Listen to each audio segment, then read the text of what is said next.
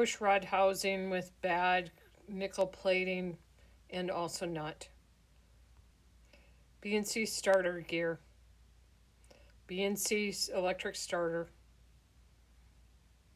BNC starter adapter. Bad nickel plating nose case seal plate. Bad nickel plating push rod hose clamps. Bad nickel plating cylinder base nuts. Exhaust seal ring wallowed into exhaust port. Most of the cylinders had this. This was very bad. This was the one that got the weld insert. We had to mill that damage out.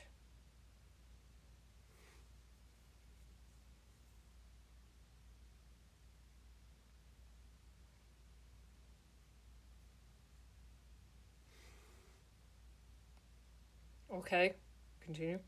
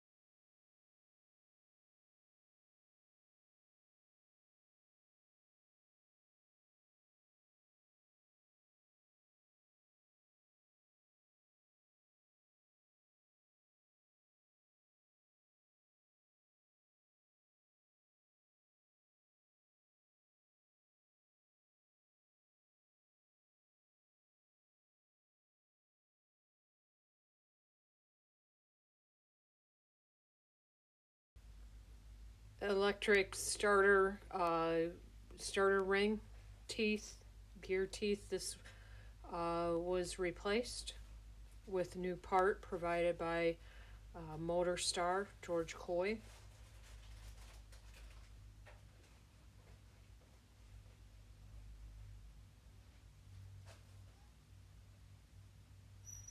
This is the carburetor cruise mixture control. You can see there is rust in there.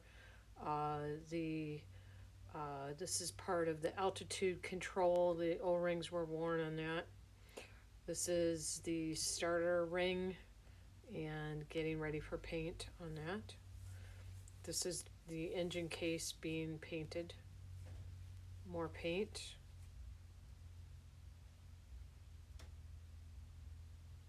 The case was stripped, cleaned, inspected, primed, painted.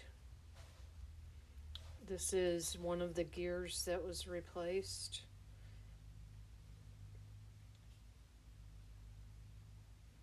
Teeth had some damage on that. This is the gold anodized push rod housings that were installed on the engine and replaced the bad nickel plate. This is the crankshaft assembly with new master rod bearing done by United Plating in Tulsa.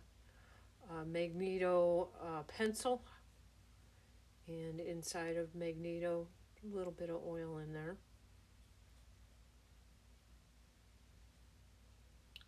There's the Mag pencil. Magneto points, you can see the oil in there. Starter ring after it has been painted and the new gear installed. Freshly painted parts, demasked. That is the planetary gears after coming back from Magnaflux and being reassembled. This is one of the cylinders, just the cylinders. They did not get repainted, but they did have the exhaust ports dressed. That is the one that got replaced. This is the number 4 cylinder that was loose from the head from the barrel. This is the pistons. They've been de-ringed and soda blasted. the carbon off, and we replaced scraper rings on all 9 pistons. That gear was rejected twice for damage, cracks. The case being reassembled. This is the crankshaft assembly. The weights on the crank balance were incorrect, and we had to do mill the weights, some of the weight out of the weights. This is the plating that went to United Plating and had the bad nickel chrome plating mechanically removed or chemically removed. That was like that, and that was actually a damaged oil screen. The screen was missing from that. Those are the lifter housings. Engine assembly. This is the oil pump pressure regulating valve, and you can see the top and bottom that it was cocked off to the side and wearing that way. These are parts out of the fuel pump. You can see the spring from the fuel pump is damaged. That was replaced. It was time to overhaul the fuel pump. That's the diaphragm. This is the engine after paint and some assembly. We have replaced those nuts with a steel locking nut. It's the engine assembled. These are the intake tubes. We did a very quick strip and just prime and paint, high temp automotive paint on those spray paint. You can see a little bit of fretting corrosion that's caused by the seal, the intake gland nut seal, being old and not doing its job sealing anymore. So you can see the ignition harness, shielded ignition harness on there. We've put new stepless clamps on. That is part of the new harness, which will go directly to auto light plugs. This is before and after.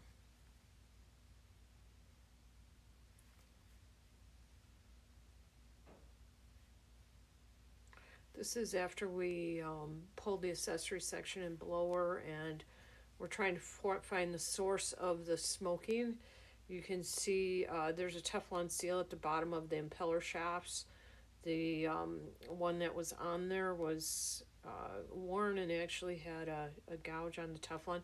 This is the blower case where they put in a welded patch repair with some sealant. That's the sealant from the inside that we could see with the bore scope. That's the patch in there. After the patch, you can see without the sealant that the light is actually showing through. So we were just sucking a ton of oil into the supercharger section when we were trying to run it. Again, that is the weld patch that they had put in. That's the piece that was taken out. This is after the weld repair by our certified aircraft welder. That's before machining. And it was also finished on the inside. That is jigging up another blower section before we did our machining on that weld repair.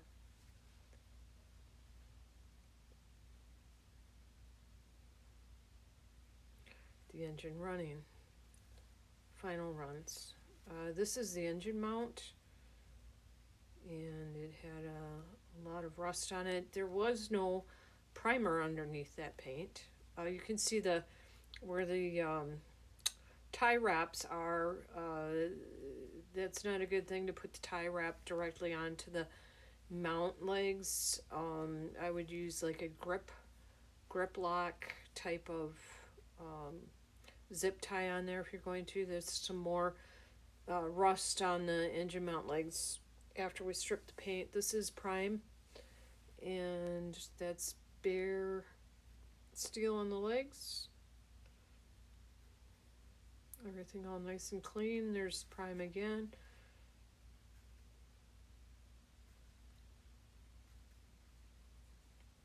All primed. And then this is after paint, and we've come back with the high temp lock nuts on there instead of nylox. The mechanical accelerating This is pump doesn't work. I'll snap him back. See, look at that.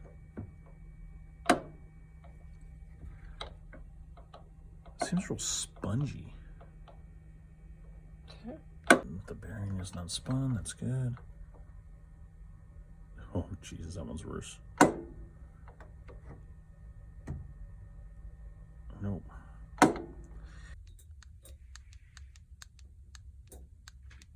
That's moving on the shaft with the key. Ooh.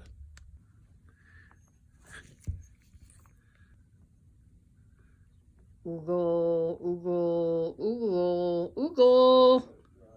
No bueno.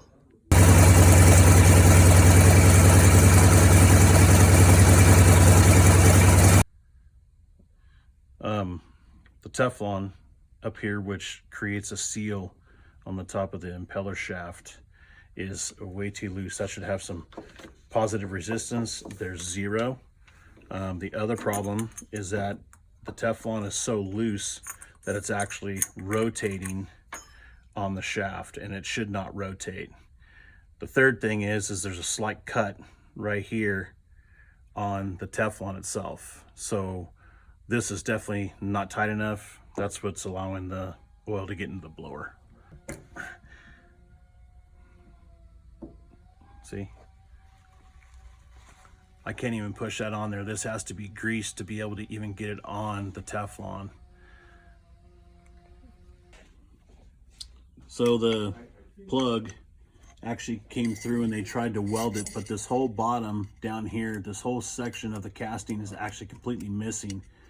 And the plug is actually cracked all the way around on the top. So it's pulling oil straight into the blower.